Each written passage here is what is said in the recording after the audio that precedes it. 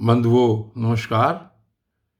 कल तक आपने चतुर्थ स्कंद की कथा सुनी इस पवित्र श्रीमद् भागवत महापुराण में, और आज यहाँ से पंचम स्कंद की शुरुआत, पंचम स्कंद का प्रारंभ हो रहा है। और देखिए पंचम स्कंद में आगे कैसे कथा चलती है। तो राजा परीक्षित ने पूछा कि मुने, महाराज प्रियव्रत तो बड़े भगवत भक्त और आत्मा राम थे, उनकी गृहस्थाश्रम में कैसे रुचि हुई जिसमें फंसने के कारण मनुष्य को अपने विस्मृत स्वरूप की विस्मृति होती है और वह कर्म बंधन में बंध जाता है।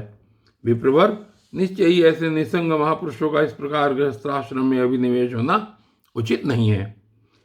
इसमें किसी प्रकार का संदेह नहीं कि जिनका चित्त पुण्य कीर्ति श्रीहरि के चरणों की शीतल छाया का आश्रय लेकर शांत हो गया है, उन महापुरुषों की कुटुंबादि में कभी आसक्ति नहीं हो सकती है।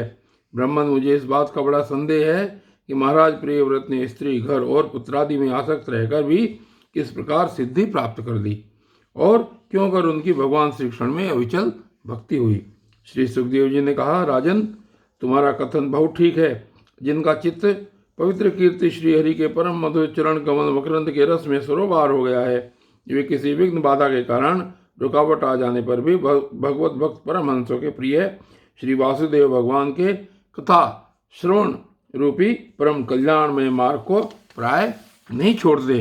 राजन, राजकुमार प्रियव्रत बड़े भगवत भक्त थे। श्री नारद जी के चरणों की सेवा करने से उन्हें सहज में ही परमार्थ तत्व का बोध हो गया था। वे ब्रह्म सत्र की दीक्षा, निरंतर ब्रह्माभ्यास में जीवन बिताने का नियम लेने ही वाले थे कि उसी समय उनके पिता स्वयंभू मनु ने उन्हें पृथ्वी पालन के देश शास्त्र में बताए हुए सभी श्रेष्ठ गुणों से पूर्णतया संपन्न देख राज्य शासन के लिए आज्ञा दी। किंतु प्रियव्रत अखंड समाधि योग के द्वारा अपनी सारी इंद्रियों और क्रियाओं को भगवान वासुदेव के चरणों में ही समर्पण कर चुके थे। अतः पिता की आज्ञा किसी प्रकार उल्लंघन करने योग्य न होने पर भी यह सोचकर कि राज्याधिकार पाकर मेरा आत्मस्वरूप स्त्री पुत्रादि असत प्रपंच से आच्छादित हो जाएगा, राज्य और कुटुंब की चिंता में फंसकर मैं परमार्थ तत्व को प्राय भूल जाऊंगा, उन्होंने उसे स्वीकार नहीं किया। आदिदेव स्वयंभू भगवान ब्रह्मा जी को निरंतर इस गुण में प्रपंच की वृद्धि का ही विचार रहता है। वे सारे संसार के जीवों का अभिप्राय जानते रहते हैं। जब उन्होंने प्रियव्रत की ऐसी प्रवृत्ति देखी तब वे मूर्तिमान चारों वेद और मरीचि आदि पार्षदों को साथ लिए अपने लोक से उतरे। आकाश में जहाँ तहाँ विमानों पर चढ़े हुए इंद्रादि प्रधान देवताओं ने उनका पूजन किया तथा मार्ग में टोलियां बांधकर आए हुए सिद्ध, गंधर्व, साध्य, चारण और मुनिजन ने स्तवन किया। इस प्रकार जगह जगह आदर सम्मान पाते वे साक्षात नक्षत्रनाथ चंद्रमा के समान गंधमादन की घाटी को प्रकाशित करते हुए प्रियव्रत के पास पहुंचे।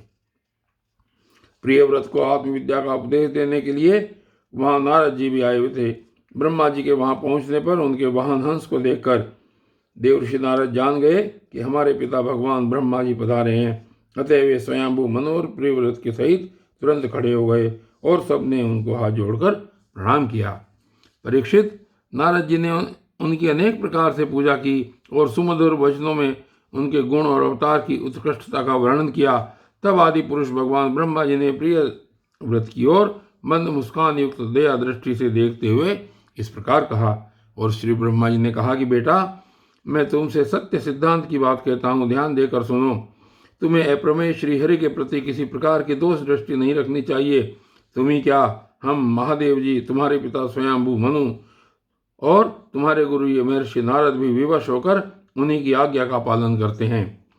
उनके विधान को कोई भी देहधारी न तो तप, विद्या, योग बल या बुद्धि बल से, न अर्थ या धर्म की शक्ति से और न स्वयं या किसी दूसरे की सहायता से ही टाल सकता है। प्रियवर, उसी अव्यक्त ईश्वर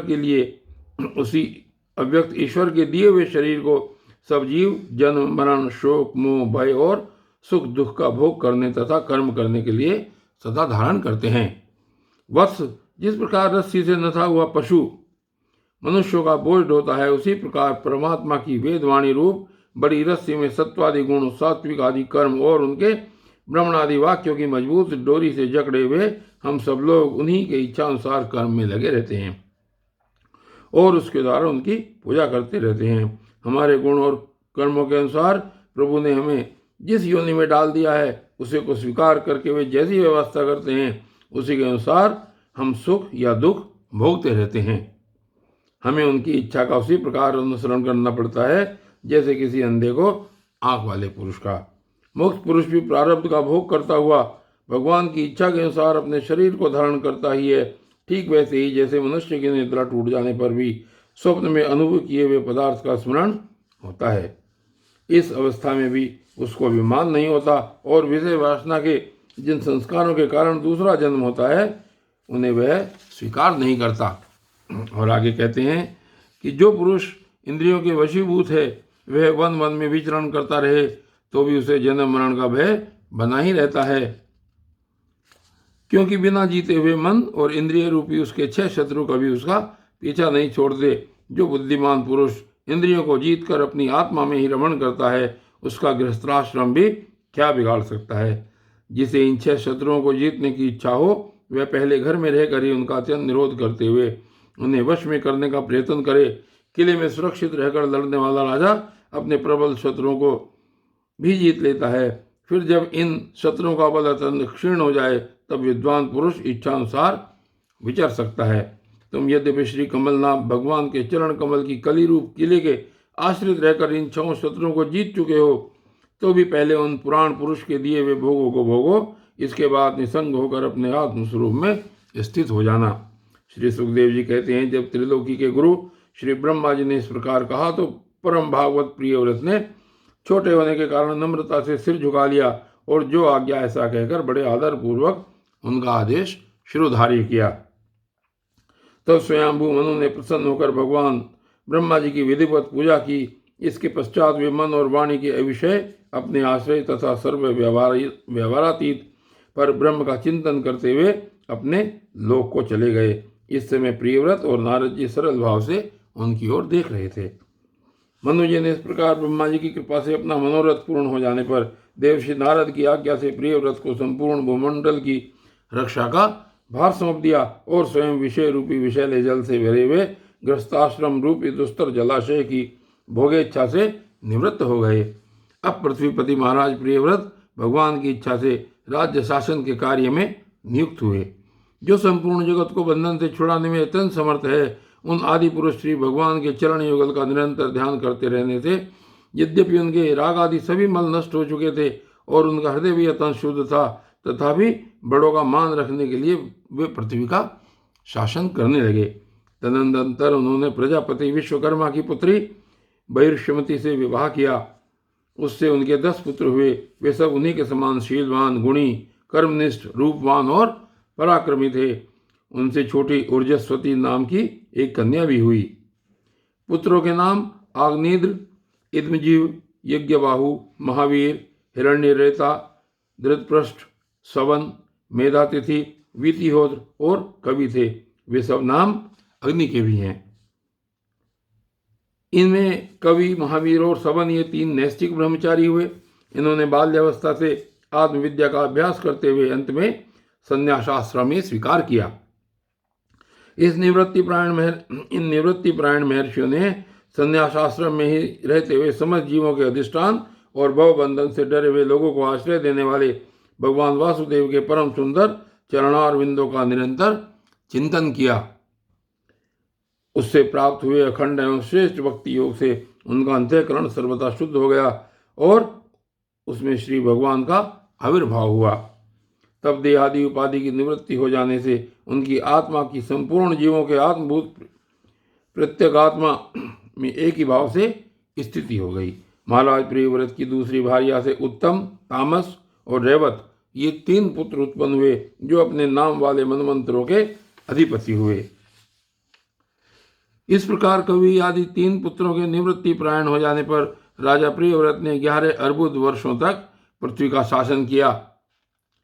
जिस समय वे अपनी अखंड पुरुषार्थमयी और वीरशालिनी भुजाओं से धनुष की डोरी खींचकर टंकार करते थे, उस समय डर के मारे सभी धर्मद्रोही न जाने कहाँ छिप जाते थे। प्राण प्रिया बहिर्ष्मति के दिन दिन बढ़ने वाले आमोद प्रमोद और अभ्युत्थान आदि क्रीड़ाओं के कारण तथा उसके स्त्री जनोचित हाव भाव, लज्जा से संकुचित मंद हाथ से युक्त चितवन और मन को भाने वाले विनोद आदि से महामना प्रियव्रत विवेकहीन व्यक्ति की भांति आत्मविश्वास से होकर सब भोगों को भोगने लगे, किंतु वास्तव में ये उनमें आसक्त नहीं थे। एक बार इन्होंने जब यह देखा कि भगवान सूर्य सुमेरु की परिक्रमा करते हुए लोक पर्यंत पृथ्वी के जितने भाग को आलोकित करते हैं उसमें से आधा ही प्रकाशित रहता है और आधे में अंधकार छाया रहता है, तो उन्होंने इसे पसंद नहीं किया। तब उन्होंने यह संकल्प लेकर कि मैं रात को भी दिन बना दूंगा, सूर्य के समान ही वेगवान एक ज्योतिर्मय रथ पर चढ़कर द्वितीय सूर्य की भांति उनके पीछे पीछे पृथ्वी की 7 परिक्रमाएं कर डाली। भगवान की उपासना से इनका अलौकिक प्रभाव बहुत बढ़ गया था। उस समय इनके रथ के पहियों से जो लीके बनी वही 7 समुद्र हुए, उनसे पृथ्वी में 7 द्वीप हो गए। उनके नाम क्रमशः जम्बू, प्लक्ष, शालमली, कुश, क्रौंच, शाक और पुष्कर द्वीप हैं। इनमें से पहले की अपेक्षा आगे आगे के द्वीप का परिमाण दूना है और ये समुद्र के बाहरी भाग में पृथ्वी के चारों ओर फैले हुए हैं। 7 समुद्र क्रमशः खारे जल, ईख के रस, मदिरा, घी, दूध, मट्ठे और मीठे जल से भरे हुए हैं। ये 7 द्वीपों की खाइयों के समान हैं और परिमाण में अपने भीतर वाले द्वीप के बराबर हैं। इनमें से एक एक क्रमशः अलग अलग 7 द्वीपों को बाहर से घेर कर स्थित है। और इसके बारे में आगे यहाँ पर एक टिप्पणी श्रीमद् भागवत में दी है कि इनका क्रम इस प्रकार समझना चाहिए कि पहले जम्बू द्वीप है, उसके चारों ओर क्षार समुद्र है, वह लक्षद्वीप से घिरा हुआ है, उसके चारों ओर ईख के रस का समुद्र है, उसे शालमली द्वीप घेरे हुए है, उसके चारों ओर मदिरा का समुद्र है, फिर कुश द्वीप है, वह घी के समुद्र से घिरा हुआ है, उसके बाहर क्रौंच द्वीप है, उसके चारों ओर दूध का समुद्र है, फिर शाक द्वीप है, उसे मट्ठे का समुद्र घेरे हुए है, उसके चारों ओर पुष्कर द्वीप है और वह मीठे जल के समुद्र से घिरा हुआ है।